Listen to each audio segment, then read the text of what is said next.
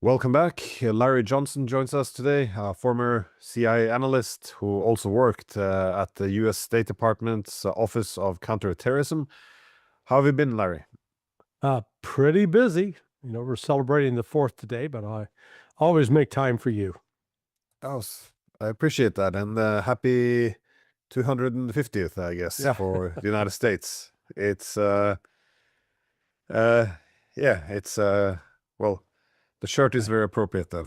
I have my ancestors were involved. I had 28 ancestors that fought in the American Revolution. So I'm a revolutionary at heart, genetically. Very good. My focus today was going to be on Iran and the energy crisis, especially. That is Trump. When he signed the memorandum of understanding, which I would say was humiliating for the United States. It reads as a declaration of surrender, and it kind of begs the question: why would Trump sign this? Correct. And his main answer was we only had 4 weeks left of oil, which is quite an astonishing admission.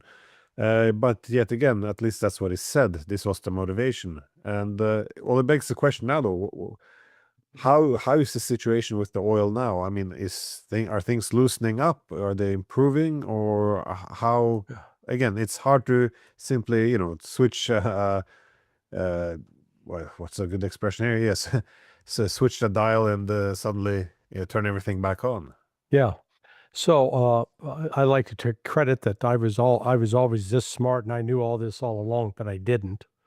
I've frequently referenced a Civil War soldier by the name of Ambrose Bierce, who went on to become an author, and he was attributed with saying, it's not proven, but that war is God's way of teaching Americans geography.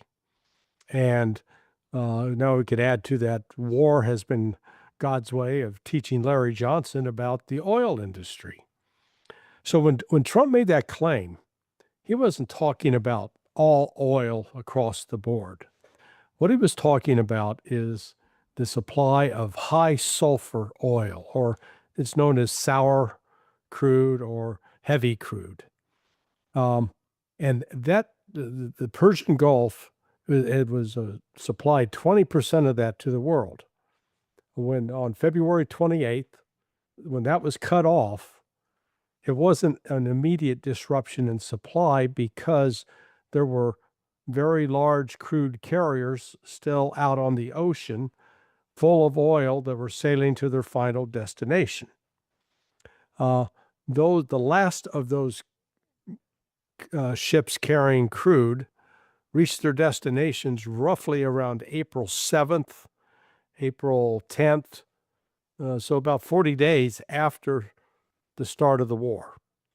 And I think it's no coincidence that it was at that point that Trump basically pressed for a ceasefire with Iran, and Iran agreed to it. And that it was the oil situation. Now, what happens with this heavy crude? The majority of the oil refineries in the United States are set up to handle the heavy crude with the high sulfur content. They're not set up to deal with like West Texas Intermediate. It's called sweet oil, sweet crude. It doesn't have that high sulfur content, and it can be refined in a much easier fashion. But let's think of it of like coffee makers. If you have a conventional, like a Keurig, you put the coffee in a cup, press the button, boom, you get coffee. What about a French press? Well, with the French press, you got to boil the water. Then you boil the water, you have the coffee in the bottom, and you have to pour it in, you have to let it sit, then you have to press it down. So it's just because you're making coffee doesn't mean it's made in the same way. So French press coffee is made in a different way from Keurig. Similar with the oil. So the refineries are set up in a way that they can process this heavy crude, and what they produce out of that It's called the mid distillate. So a full barrel of oil is not consistent from top to bottom. And so about a third or 30% of it is removed to make what are called the mid distillate. That's what's processed in these refineries to produce diesel and aviation fuel. That was what Trump was talking about. The amount of diesel or the oil capable of producing diesel and aviation fuel in the Strategic Petroleum Reserve, that stood at about 120 days on, it was either March 11th or March 18th, when Secretary of Energy Wright announced that they were going to start drawing down the Strategic Oil Reserve at 1.4 million barrels per day. And there was basically, you had 174 million barrels that you could draw. Work out the math, 120 days. Well, that 120-day period ends on July 11th, next week. And so when you go back and look at when Trump made this statement, it's about 4 weeks out.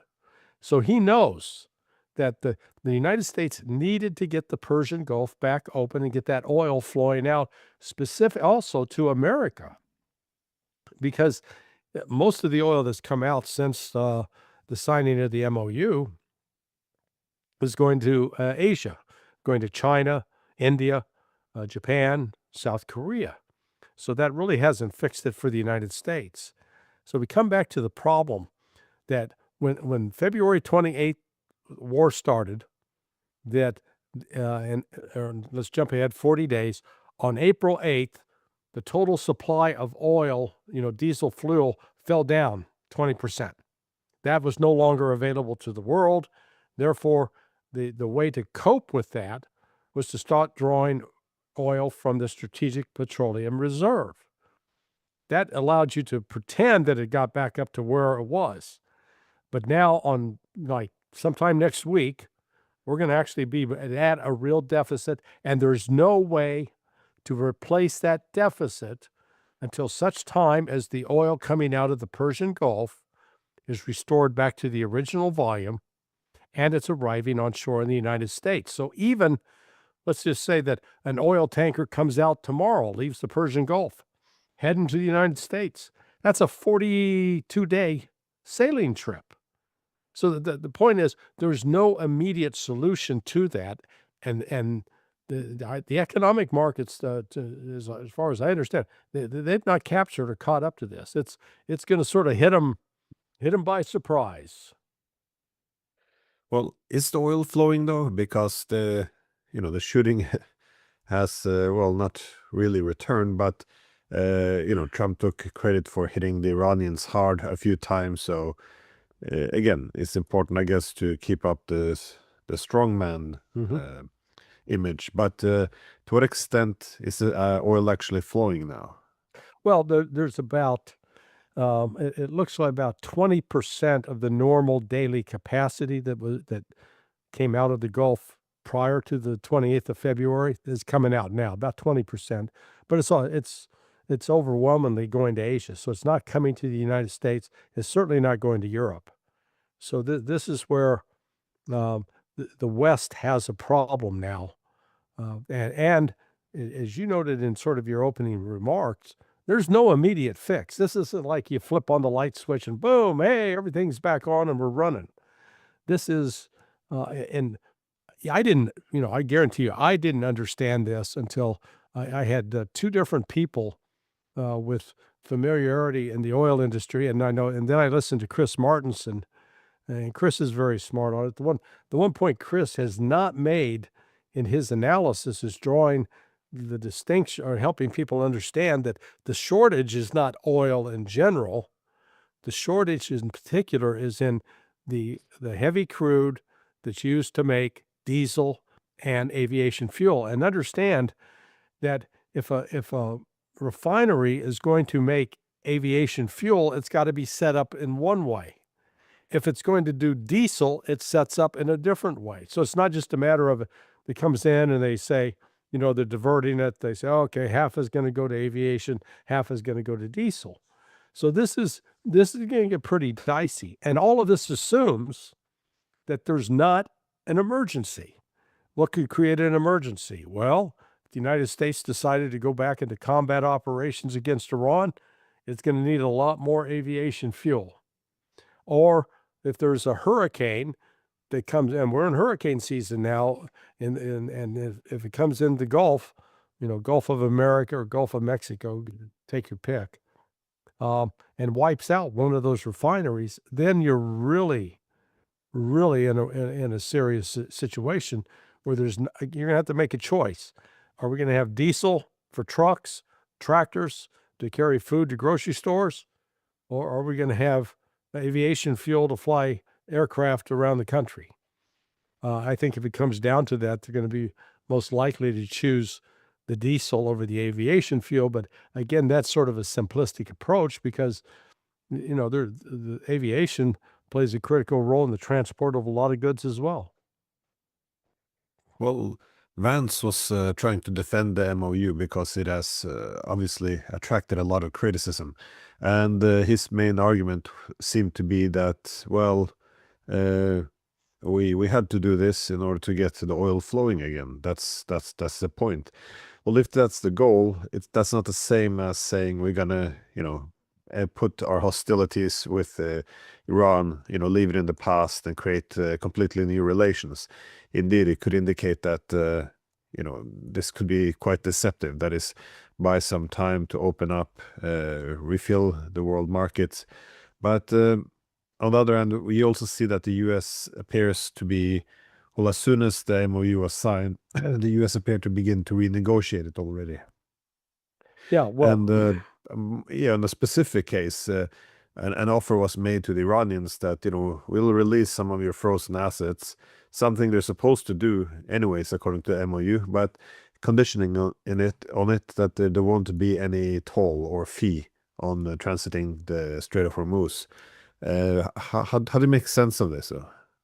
well, actually, the 14 different sections, you can make the argument that Iran was very sloppy with its language with respect to full sanction relief and the unfreezing of assets. They left it very vague, giving the United States lots of room to play games with them. The two areas, though, that were very specific and that the United States can't really weasel out of, or it's weaseling out of, but it's violating the MOU, is one, respecting the sovereignty and territorial integrity of Lebanon. Instead of doing that, the United States intervened with Lebanese and Israelis, got the Joseph Aoun, who's a minority president. He represents only some of the Christians in Lebanon. 2/3 of the country is Muslim. And he claimed to reach an agreement with Israel that allowed Israeli troops to stay in and to violate the territorial integrity and sovereignty of Lebanon. So that was the first problem. And Iran could still, throw the penalty flag on that and say, you're not fulfilling your part of the MOU, so we're out of here. The second is paragraph 5. Now that deals with the Strait of Hormuz. And the language there is very, very specific with respect to, let me read it. It says, immediately upon signing this MOU, the Islamic Republic of Iran will make arrangements using its best efforts for safe passage of commercial vessels with no charge for 60 days only from in and out of the Persian Gulf to the Sea of Oman. Notice, no other country is specified as having the responsibility for making arrangements for the safe passage of commercial vessels. Only the Islamic Republic of Iran, not Oman, not Qatar, not Saudi Arabia, certainly not the United States. So in that regard, that paragraph 5 of the MOU gives Iran full control over the Strait of Hormuz. No matter what the United States says, the language is what the language is right there, very clearly. The Islamic Republic of Iran and only the Islamic Republic of Iran will make arrangements. Now, they only have to do that for 60 days. Then they can start charging tolls. There's nothing in the MOU that says Iran cannot charge tolls. The United States is saying that they don't like it, etc., but there's nothing in there preventing Iran from charging tolls, which they are going to do. The United States did abide the one section of the MOU, which is in the U.S. interest. They removed all sanctions on oil and banks processing payments from oil sales by Iran, so Iran can freely sell its oil, which it has been doing, putting out roughly 1.6 million barrels per day that are being sold at a 20% premium off of the futures prices. Ignore those. Those really have no relevance. What you're looking at is the actual price that's being paid for a barrel of oil when it gets to port. So Iran has not wavered on this point. Today, there were 6 ships that attempted to go through the Omani side of the corridor without securing permission from Iran under what they call the Persian Gulf Strait Authority protocols, and Iran turned it back. And they're warning them, if you try to go through here without our permission, we're gonna set you on fire and sink you. Well, that's essentially what they did, though. They attacked one of the vessels attempting to transit, and this is what sparked the U.S. strikes on Iran, which Trump, took great pride in, that the Iranians stepped out of line, and he dealt with it essentially. Yeah. That was the spin. But Glenn, understand, there is not one word in the MOU that says that if Iran tries to prevent a commercial vessel from leaving the Strait of Hormuz without the permission of Iran, that the United States can attack it, can punish Iran for doing that. Not one word in there. That was a violation of the MOU. The MOU first paragraph says neither side will attack the other. The United States said, well, we're not going to allow that. Well, too damn bad. You didn't put it in the MOU. You didn't stipulate that Iran couldn't do that. In fact, you stipulated that Iran was the one who had to use its best efforts for safe passage of commercial vessels, that it's Iran's responsibility, not yours. So that was the first point where the United States violated the MOU. But now that some of the shooting resumed, of course, it's died down again. What does this mean? How are you assessing not the front lines, but the potential battlefield? I know Iran is obviously preparing itself for a possible new American attack. But what is the United States doing? Is it building up its troops in the region? Is it pulling back? Is it meddling in neighboring countries? I mean, how do you assess the American strategy now, given that the MOU is obviously not a done deal? They want to renegotiate it. They're not happy with this deal. So what is the U.S. doing at this point in time? Well, the U.S. is pulling out. You saw 9 days ago now, Pete Hegseth signed an order to start the withdrawal of U.S. forces that had been deployed to the Persian Gulf for Operation Epic Fury.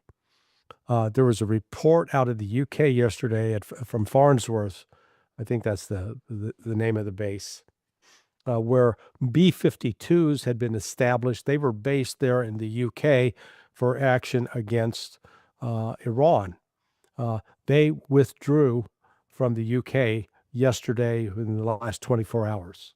At the same time, at 6 to 12 F-15 jets that had been based in Jordan, flew from Jordan to the UK, are now on the ground in the UK. And so the United States is starting to withdraw.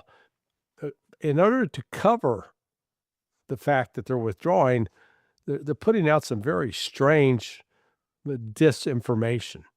For example, this week they announced, the U.S. Marines and the USS Boxer have arrived on scene and are ready to engage Iran. They left San Diego on the 18th of March. They arrived in off the coast of Iran or in the Arabian Sea, back around April 30th. So they've been there for 2 damn months. And just now the Department of War is starting to hype and highlight their presence. Makes absolutely no sense. So the United States continues to talk tough, but all across the board, it's not just this withdrawal of these physical assets.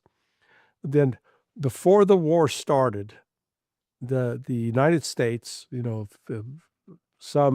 I think the earliest was a week before the 28th, so on the 21st, and then in the ensuing days, the military, CENTCOM, the Pentagon, and other commands that were peripherally involved with supporting Central Command, they established what are called CATs, Crisis Action Teams. These CATs were set up to operate 24 hours a day, 7 days a week. They were the soldiers, sailors, Marines who would staff that, and Air Force officers and personnel who would staff it.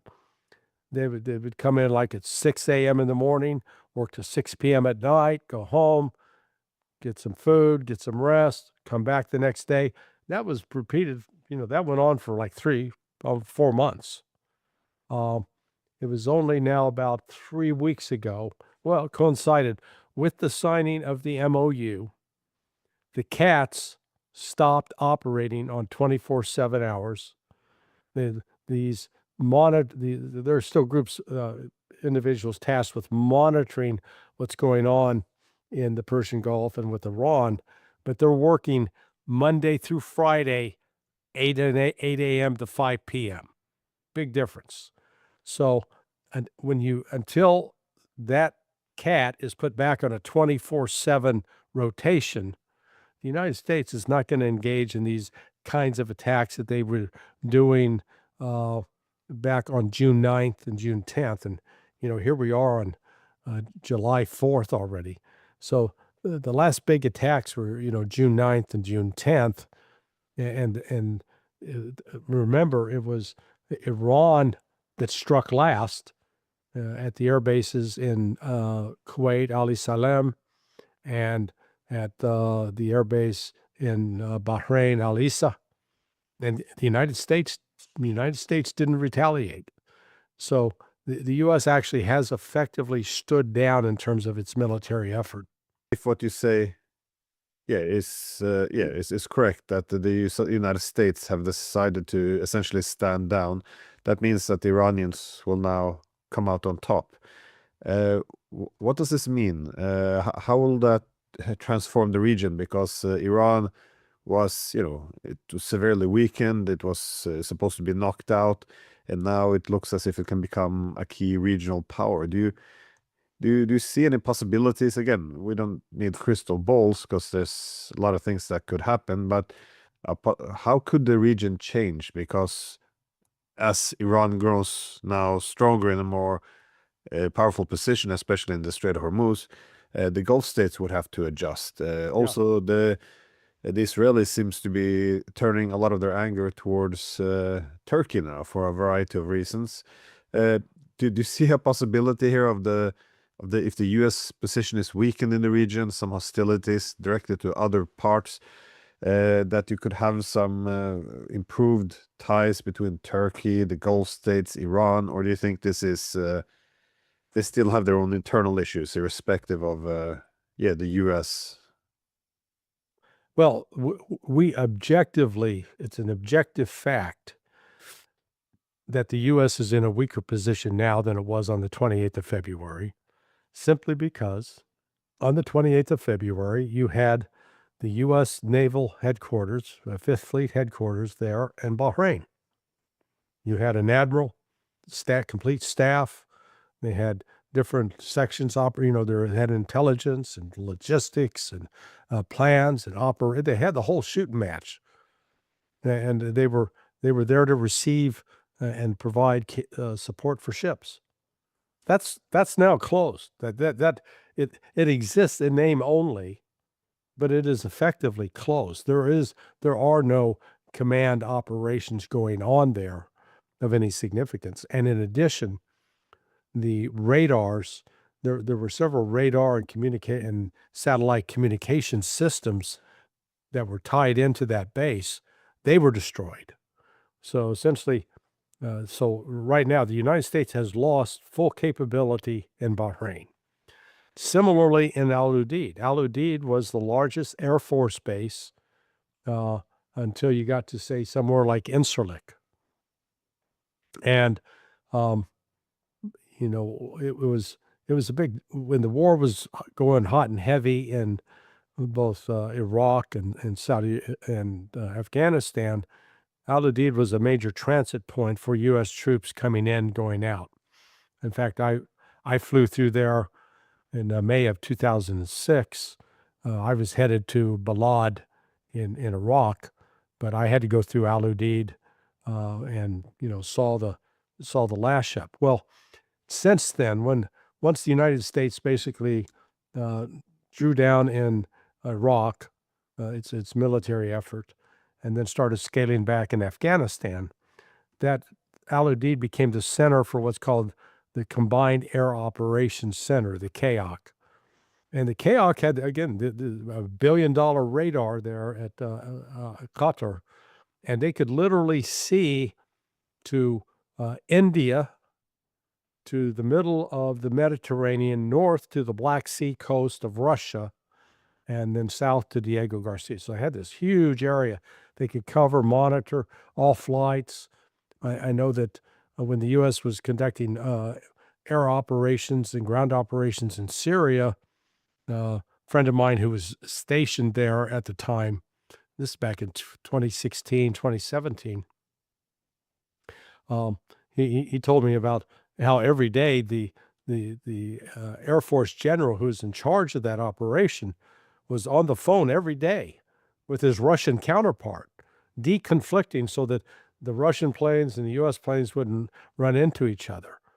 Similar, that's where when Trump made a decision to strike Syria for allegedly using chemical weapons, it was that general in the CAOC that called up his Russian counterpart and said, hey, we're going to hit this base, X, Y, and Z at such and such time with this many Tomahawk cruise missiles. So you may, if you got any personnel there, you may want to get them out. So it was all, I mean, it was all political theater. It was staged. It wasn't a genuine strike to take out capabilities. That's gone now. The CAOC is now based over in, I think it's Shaw Air Force Base in South Carolina. So the reality is, although the United States is still in the Gulf, the two main bases that had the majority of the personnel, they're closed. They are effectively closed. And then we get to these other sub bases, more smaller, they too have been damaged. So the U.S. has a presence there in name only right now. It's not really anything of substance that can carry out and sustain operations. Well, so the U.S. lost its bases. It would like to draw down. It has all these incentives in place. The Israelis, though, they don't seem to be on the same page as the United States. It is interesting, and they did some polling. One of the Israeli media outlets, I forgot which one, and I think it was about 90% of Iranians believe that of Israelis believe that Iran had won. Of course, the Israeli politicians are quite critical of the U.S. efforts to pull away from this war, and but they're also making the point that they will not feel restrained by U.S. demands. And at one point now, you even had this comment. Well, it's a news report alleging that the U.S. warned Iran that Israel might kill their negotiators. Mm-hmm. I mean, they look like they would be a key disruptor. Again, I'm not sure if the U.S. and Israelis are on the same page, or just playing good cop, bad cop, or if this is a real split. But what do you see the Israeli interest being now, and how would they actually, play those out? Well, there's a difference between what they want to do and what they can do. So Israel is no longer in a position to be able to carry out sustained attacks against Iran. They talk a big game about, oh yeah, we're going to hit them, and apparently, yeah, I was puzzled by this story. It came out, was it yesterday or the day before, about that the United States told the Iranians about the plot to kill Arachi and Ghalibaf. Well, that is ancient news. I mean, that's old news. That comes from 2 months ago. Pepe Escobar and I both reported on it at the time.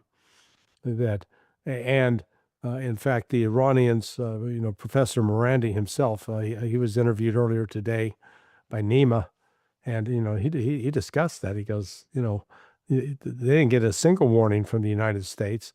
It was delivered by the Pakistanis, ISI, their intelligence service, and the Iranians took precautions in returning to Iran.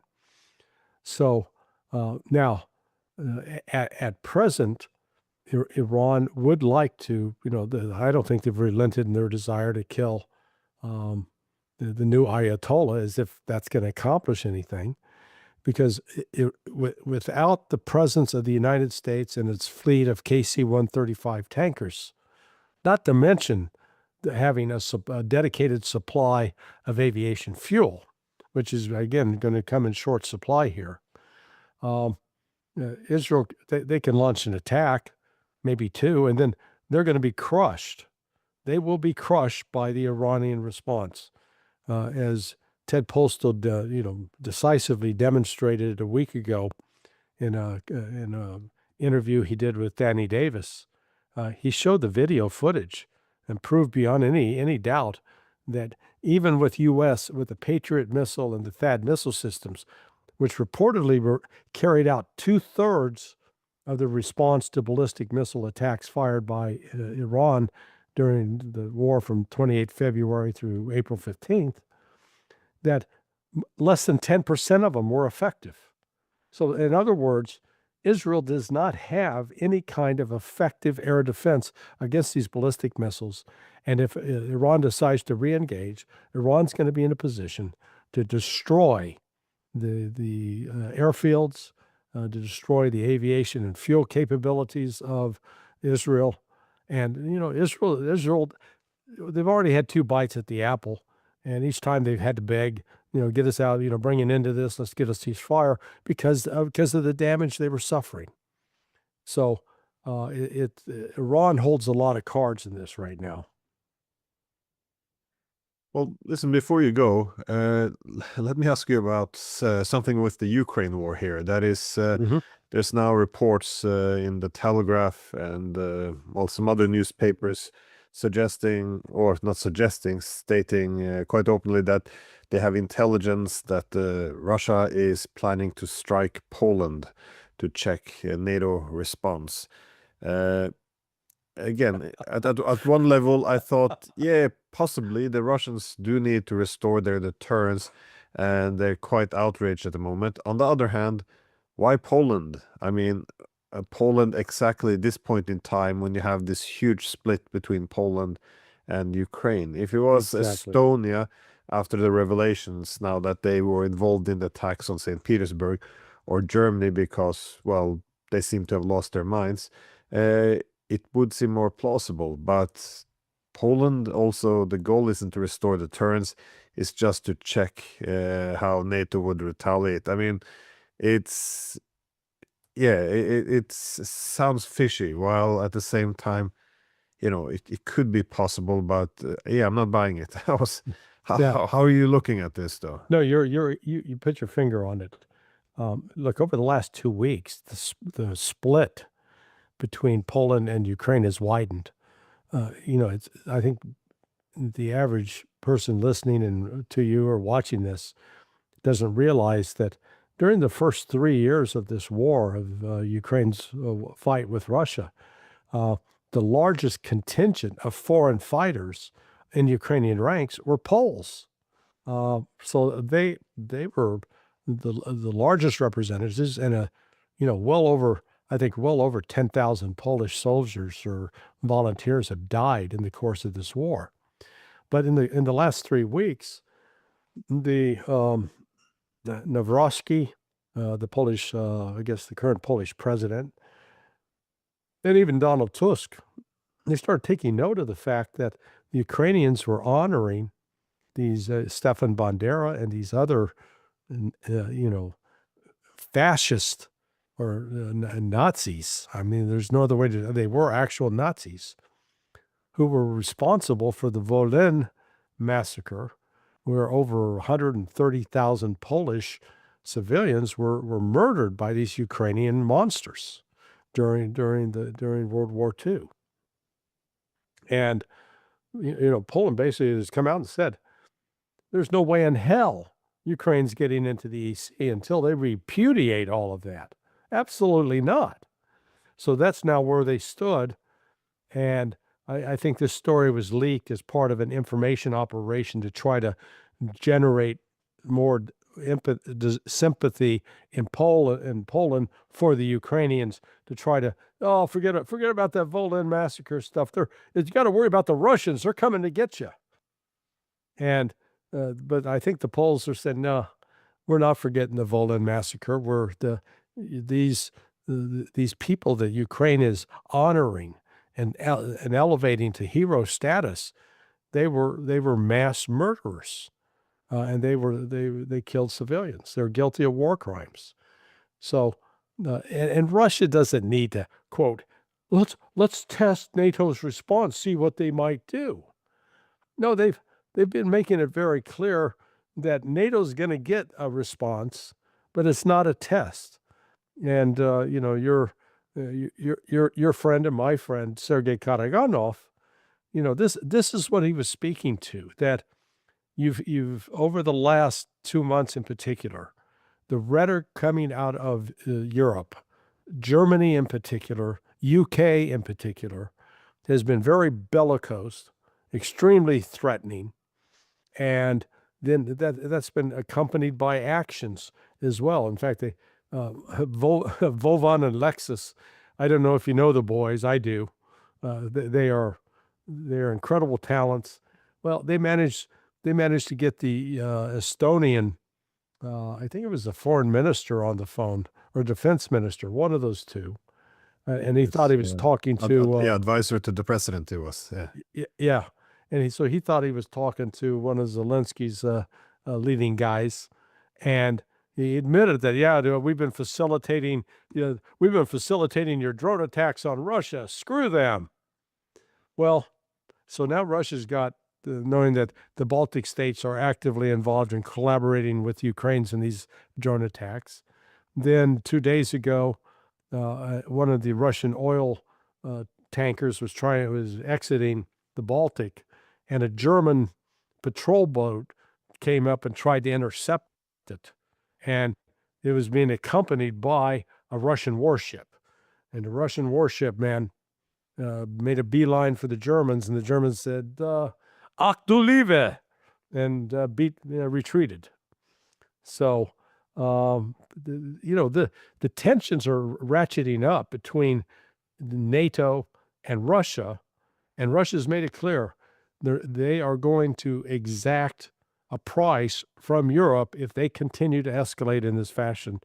And that's where Karaganov comes in, that, initially it was probably going to be an Orushnik missile, but at some point it may take a tactical nuke to reestablish deterrence with Europe, where Europe will no longer try to threaten. And then add to that, Finland and Lithuania are now saying, "Hey, we're gonna base nukes here on the border with Russia," and Russia's saying, "No, that's not That's not going to happen." Yeah, what I thought is interesting in across the newspapers around the West is they present this dispute now between Poland and Ukraine as simply being a little dispute about history, and that's how they kind of whitewash the whole thing. Celebrating fascist collaborators who murdered 100,000 of your civilians. It's a interesting way of spinning it, but But what is interesting though is why the polls suddenly now took notice. I mean, it's 2026. I remember on the day of the coup in Ukraine in 2014, none other than the BBC had like this big story where they said that, oh, the Ukrainians have a Nazi problem. You know, they have all these people dressed up with fascist symbols on.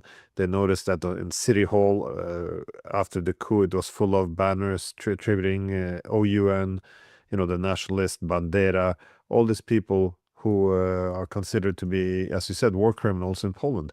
So now, 12 years later, now they notice it's a bit strange. I'm wondering, yeah, if it's domestic purposes, if they see what's coming, they would like to distance themselves from this. Again, I would just have to speculate, but it does seem a bit strange that one would only notice it at this point in time after calling it Russian propaganda for 12 years. Now suddenly they discovered it. Um, but yeah, my question was about yeah, what you said, that the Russians might launch a strike, even a tactical nuclear weapon. When would that come, you think, though, or under what conditions? Because the Europeans are now saying, oh, we're not ready for war with Russia, but we'll get ready. By 2030, we'll build up the weapons, and then we will be ready. If I was sitting in the Kremlin, why would I want to wait for the Europeans to get ready? They're going to arm themselves to the teeth now. They're declaring the intent. At some point, the Russian must think, you know, if the Europeans are planning to hit us, why not hit them first? And why wait until they're actually ready? We have a huge stockpile of Oreshniks now. I mean, do you think a preemptive strike by the Russians are a possibility? Yeah, no, I do. I think the Russians, just as they did with respect to warning the foreign delegations to get out of Kyiv because that was going to be struck, and then the strike they made on, I guess now Wednesday of this week. It was widespread, and it went after a couple of hotels where Westerners are known to stay, and you know, reports from the Russian side claim that there were deaths of NATO and uh, European officials.